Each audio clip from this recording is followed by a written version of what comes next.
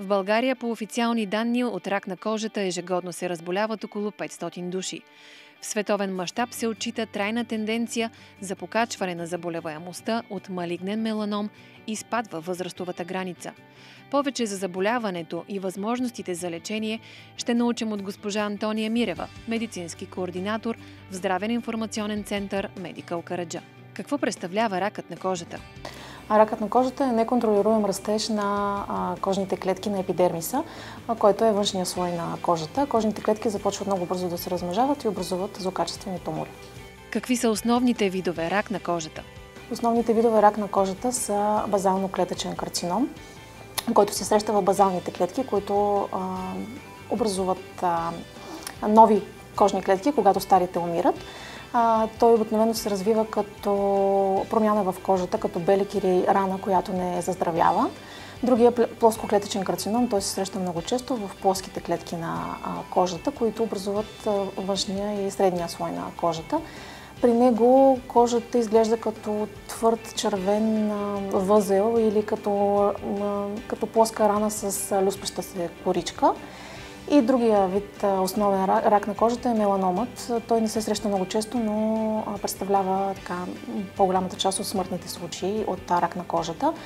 Той обикновено се развива като бенка, която променя размера си, формата си или цвета си.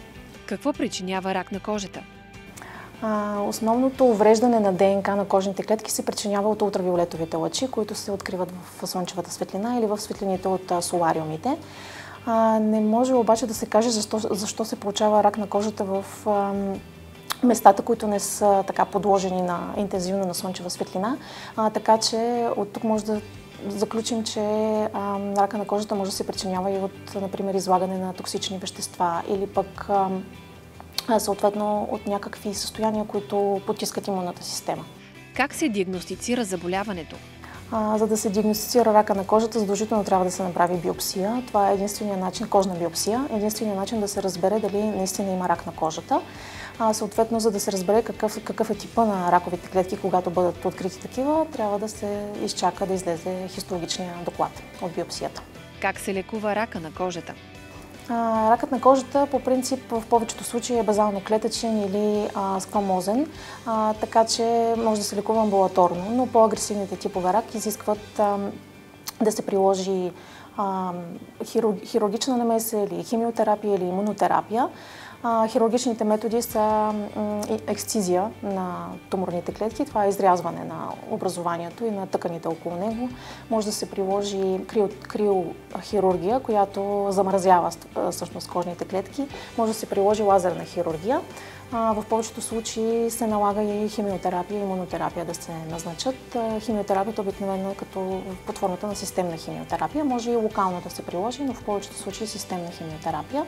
Има и нехирургични методи, като фотодинамична терапия, като, пак казвам, локална химиотерапия за унищожаване на раковите клетки.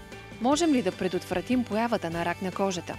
Можем да се опитаме да предотвратим появата на рак на кожата, като се предпазваме от ултравиолетовите лъчи на слънцето, като носим дълги дрехи с дълги ръкави, дълги панталони, дълги поли, шапки, слънцезащитни очила, като използваме слънцезащитен крем, като избягваме слънцето от 10 до 16 часа, колкото можем.